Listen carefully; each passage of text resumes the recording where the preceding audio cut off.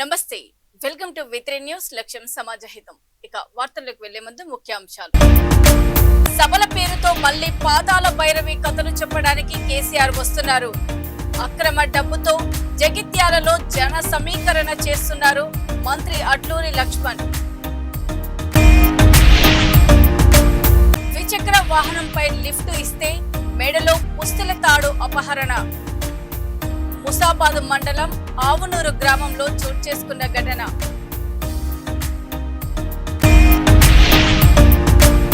పది సంవత్సరాలుగా పాకాల ఫౌండేషన్ ఆధ్వర్యంలో ఉచిత అంబలి పంపిణీ చేస్తున్న రామచందర్ ను కొనియాడిన గ్రామస్తులు.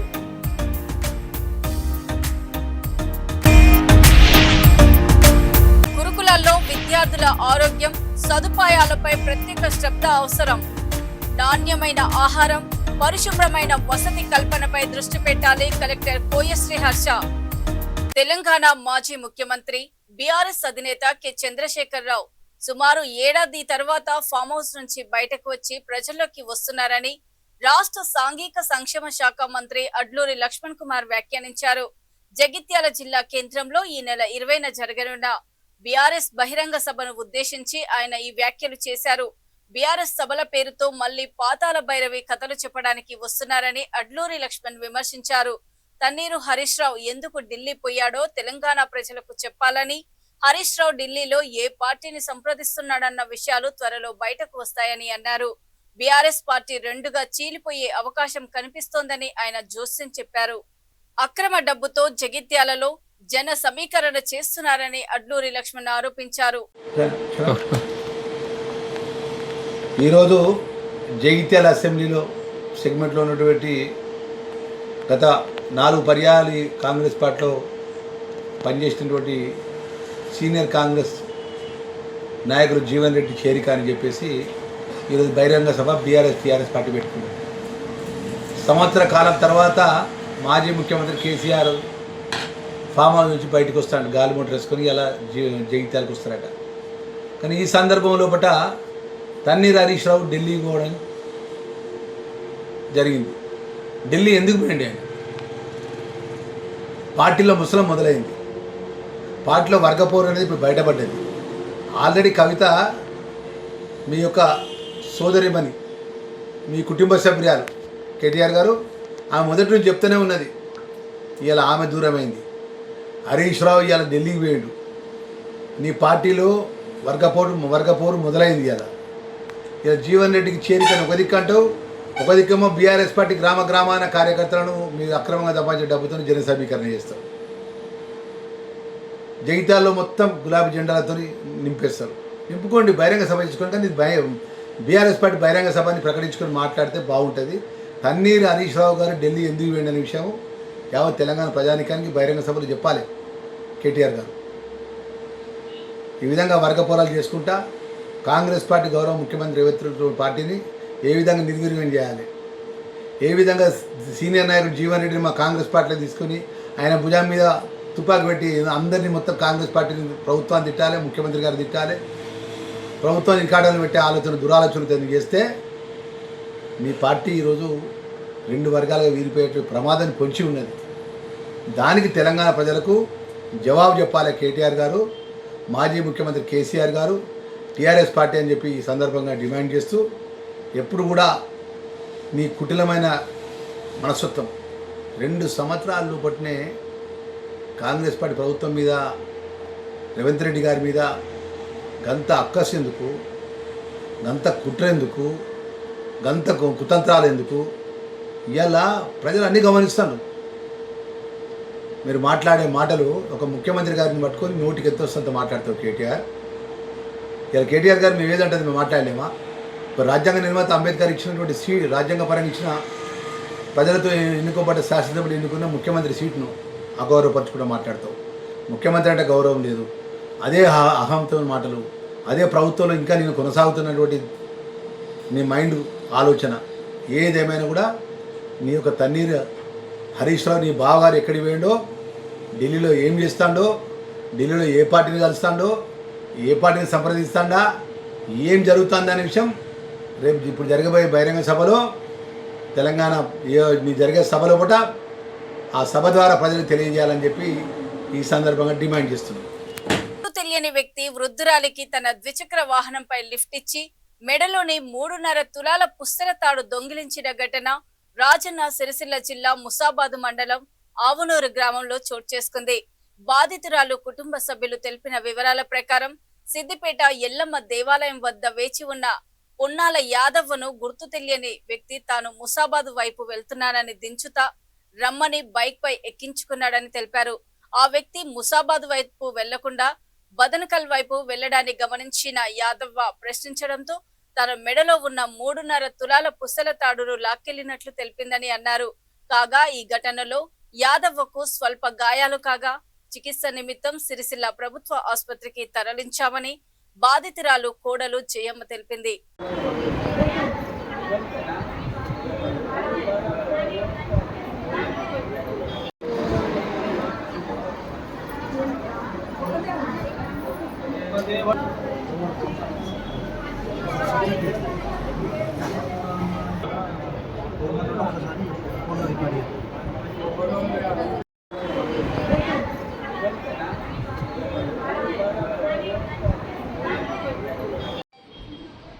ఈరోజు నింగేడపల్లి నుంచి రానుగా వెల్లమూడి దగ్గర అది అన్నయ్య దించిండు బస్సు గురించి అని ఆమె బస్సు గురించి అని వెయిటింగ్ చేస్తే ఒక ఆయన వ్యక్తి వచ్చి నేను అటే పోతున్నామ్మా నేను ఎక్కించుకపోతారా అని ఎక్కించుకొని వచ్చిందట. బదనకాలి దగ్గరికి రాగానే ఆడ లోపలికి తీసుకుపోతే గిటేటు తీసుకుపోతున్నావు నన్ను గిటేటు తీసుకుపోతున్నావు అంటే నువ్వు వరకు నోరు మూసుకొని కూర్చో నేను తీసుకుపోతున్నా కదా అని అన్నాడట.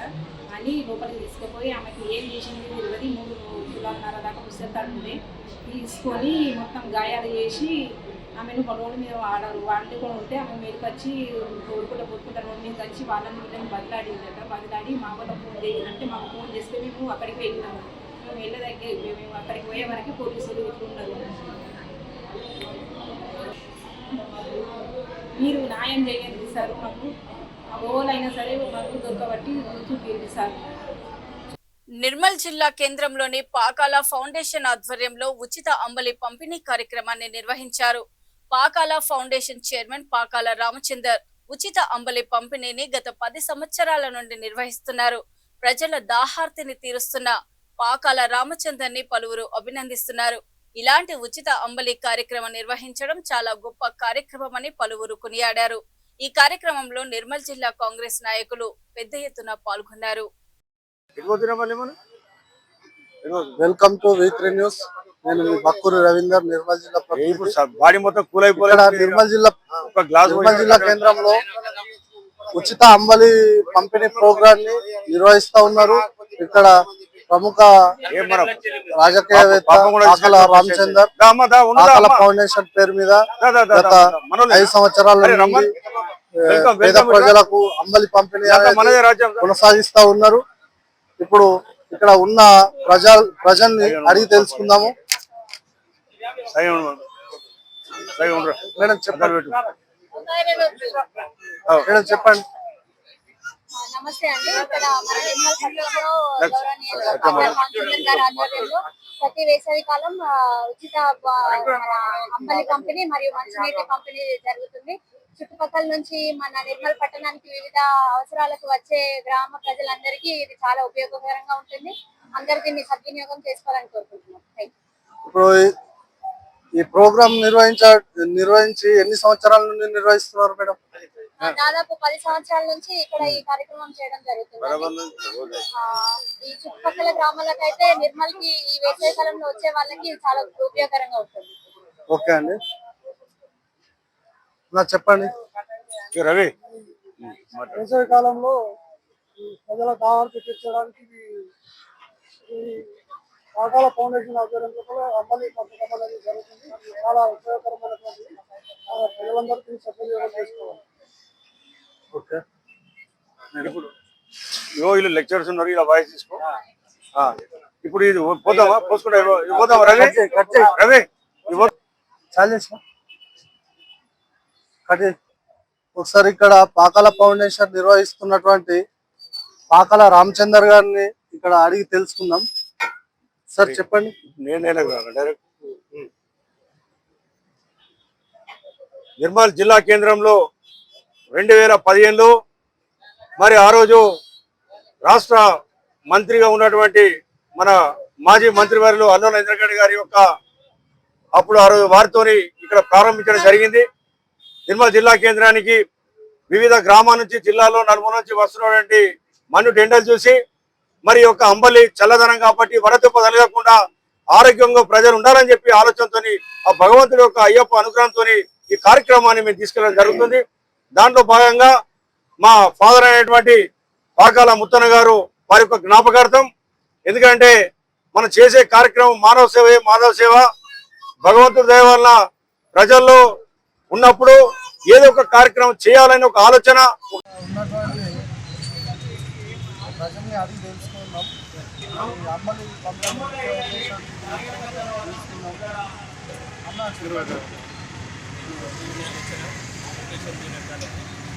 ఈ పాకాల ఫౌండేషన్లో కార్యక్రమం ప్రతి సంవత్సరం 2 నెలలు ఏప్రిల్ మే నేను దాదాపు 10 సంవత్సరాల నుండి ఈ చూస్తున్నాను.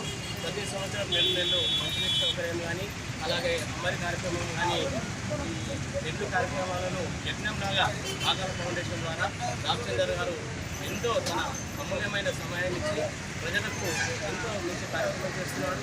ఇదే కాకుండా ఎన్నో సేవా కార్యక్రమాల్లో కూడా ఇతను పాల్పంచుకోవడం మేము ఒకసారి చూస్తూనే ఉన్నాం. ఇది చాలా గ్రామాల్లో వచ్చే ప్రజలకు ఎంతో ఇంత గ్రామం చాలా సఫలమైంది. దీనికి ప్రజల తరఫున పాకాల ఫౌండేషన్ చైర్మన్ రామచందర్ గారికి ధన్యవాదాలు తెలియజేస్తున్నాను. ఉన్నటువంటి ప్రజల్ని అది తెలుసుకున్నాం. ఈ అమ్మని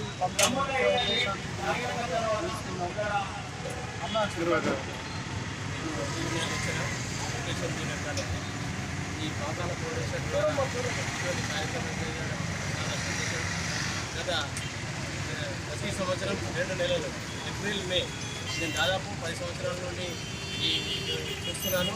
ప్రతి సంవత్సరం నెలలు మంచినీటి సౌకర్యం కానీ అలాగే అమ్మరి కార్యక్రమం కానీ ఈ 2 కార్యక్రమాలను యజ్ఞంలాగా పాకాల ఫౌండేషన్ ద్వారా రామచందర్ గారు ఎంతో తన అమూల్యమైన సమయాన్ని ఇచ్చి ప్రజలకు ఎంతో మంచి కార్యక్రమం చేస్తున్నాడు.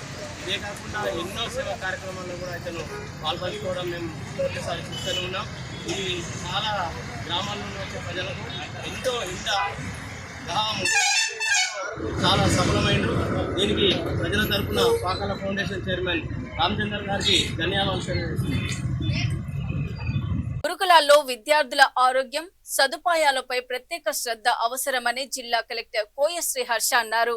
ప్రజాపాలన ప్రగతి ప్రణాళిక కార్యక్రమంలో భాగంగా పెద్దపల్లిలో నిర్వహిస్తున్న వెల్ఫేర్ వీక్ సందర్భంగా collector Koya Sriharsha Mahatma Jyoti Bapule Telangana backward classes welfare residential schools and junior కాలేజీని సందర్శించి పరిశీలించారు. ఈ సందర్భంగా కలెక్టర్ మాట్లాడుతూ గురుకుల పాఠశాలలో పరిశుభ్రతను ఖచ్చితంగా పాటించాలని, వంటశాలలు, నిల్వ గదులు, తరగతి గదులు, వసతి గృహాలను నిరంతరం శుభ్రంగా ఉంచాలని సిబ్బందికి ఆదేశించారు. వచ్చే విద్యా సంవత్సర ప్రారంభానికి ముందే అవసరమైన మరమ్మతులు పూర్తి చేయాలని, ఎలాంటి లోపాలు లేకుండా విద్యార్థులకు మెరుగైన వసతులు కల్పించేలా చర్యలు తీసుకోవాలని అధికారులను ఆదేశించారు.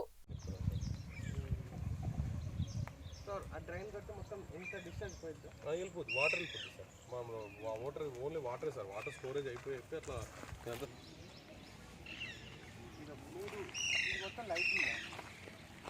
సార్ లేదు సార్, మేము ఇంతవరకు మేము పెట్టించుకున్నాం సార్. ఇది యాక్చువల్లీ వాళ్ళ పార్ట్నర్స్ అందరికీ వెళ్తాం, మేము యూజ్ చేసుకుంటాం సార్. గ్రౌండ్ లైట్ బయట ఇక్కడ వరకు మేము పెట్టిస్తాం. అయితే అంతకుముందు పెట్టిస్తే ఏమైందంటే సార్, సెకండ్ అయినా కూడా తీసుకెళ్ళిపోయాం సార్ లైట్. ఇప్పుడు మీరు ప్లే గ్రౌండ్ లాగా దీని కెపాసిటీ అయితే 500 సార్. 500 సార్, 509 ఉన్నారు ఫుల్ కెపాసిటీ. 6 ఇంకా తీసుకోవచ్చు సార్. తీసుకోవచ్చు సార్.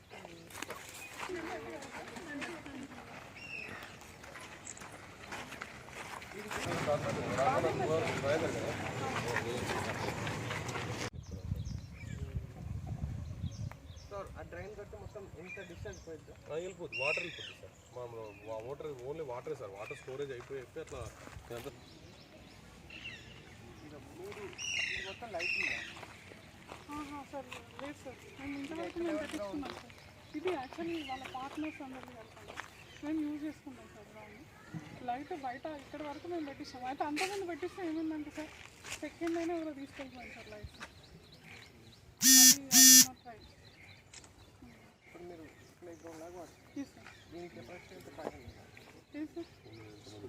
500 సార్ 509 ఉన్నారు 640 తీసుకోవచ్చు సార్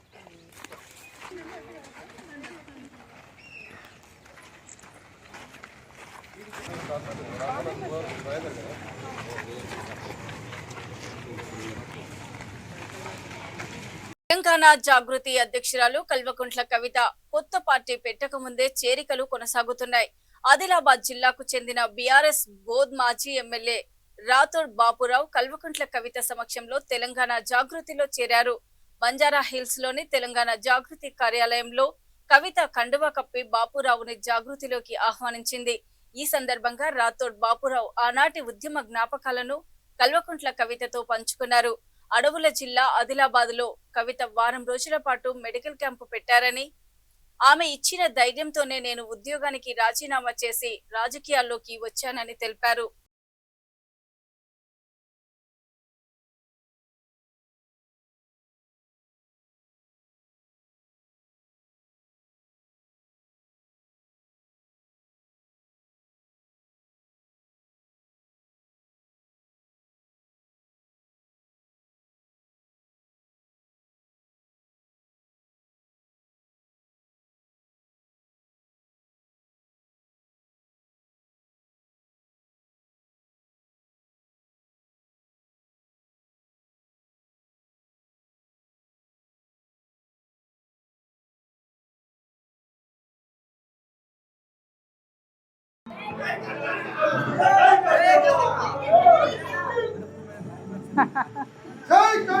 ఆనాడు పేపర్ కట్టింగ్స్ అన్ని తీసుకొని వచ్చిర్రు రాథోడ్ బాబురావు గారు. ఆ రోజు చేసినటువంటి ఉద్యమము, థ్యాంక్ యూ అన్న. ఇవన్నీ ఆ రోజు చనిపోయిన వాళ్ళకు విద్యార్థులకు ₹1,00,000 ఇచ్చి మస్తు చేసినామన్న. ఏందని చెప్పుకుంటాం సార్, తీసుకుంటాం.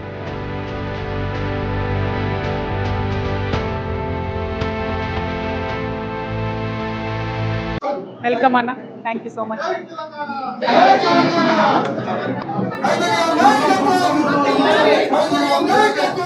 Thank you so much.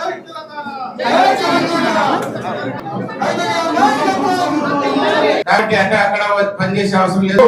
మనకు ఒక పార్టీ, కొత్త పార్టీ వస్తుంది కాబట్టి ఈ కొత్త పార్టీ ద్వారా మనము మన ప్రజలకు, మన ప్రాంతానికి న్యాయం చేద్దాం, మన జాతికి న్యాయం చేద్దామనే ఆలోచనతో ఈ రోజు మరి మొన్ననే 2 సార్లు మేడం గారిని కలిసి మాట్లాడి మరి అన్ని విషయాలు తెలుసుకొని చాలా మంది కార్యం రావడానికి రెడీ ఉన్నది ఇవాళ. కానీ 50 మంది తీసుకున్నామంటే మరి వారు ఎవరు వెళ్తలేరు. 2 బండ్లు అక్కడనే ఆగిపోయినాయి. అట్లా మరి మీరు 25 నాడు పార్టీ పెట్టిన తర్వాత కరెక్ట్ 25 రోజులకు మా ఆదిలాబాద్ జిల్లాలో ఇచ్చోడ మండల కేంద్రంలో మీ కార్యక్రమం ఇవ్వండి. ఆ రోజు 2000 మందిని మన పార్టీలో చేర్పించే బాధ్యత. ముందు భవిష్యత్తులో మనం అందరము మరి తెలంగాణ రాష్ట్ర ప్రజల యొక్క కష్ట సుఖాలను దృష్టిలో ఉంచుకుని పనిచేద్దామని కోరుతూ ఈ అవకాశం ఇచ్చిన ప్రతి ధన్యవాదాలు తెలియజేస్తూ జై హింద్, జై భారత్, జై తెలంగాణ. బులెటిన్ ముగించే ముందు ముఖ్యాంశాలు మరోసారి. సభల పేరుతో మళ్లీ పాతాల భైరవి కథలు చెప్పడానికి కేసీఆర్ వస్తున్నారు. అక్రమ డబ్బుతో జగిత్యాలలో జన సమీకరణ చేస్తున్నారు మంత్రి అడ్లూరి లక్ష్మణ్. ద్విచక్ర వాహనంపై లిఫ్ట్ ఇస్తే మెడలో పుస్తెల తాడు అపహరణ. ముసాబాద్ మండలం ఆవునూరు గ్రామంలో చోటు చేసుకున్న ఘటన.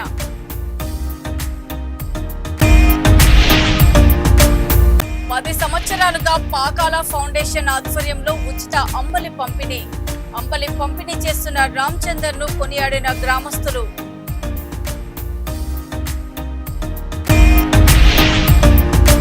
గురుకులాల్లో విద్యార్థుల ఆరోగ్యం, సదుపాయాలపై ప్రత్యేక శ్రద్ధ అవసరం. నాణ్యమైన ఆహారం, పరిశుభ్రమైన వసతి కల్పనపై దృష్టి పెట్టాలి కలెక్టర్ కోయశ్రీ హర్ష. చూస్తూనే ఉండండి V3 న్యూస్, లక్ష్యం సమాజహితం. నమస్తే.